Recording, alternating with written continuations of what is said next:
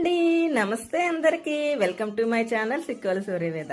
ఈ రోజు దేవుని కోసం నైవేద్యం తయారు చేశాను. ఎప్పుడు మనం రైస్ తో పరమాన్నం చేసుకుంటాం కదా, అలా కాకుండా అటుకులతో డిఫరెంట్ గా చేశాను అనమాట.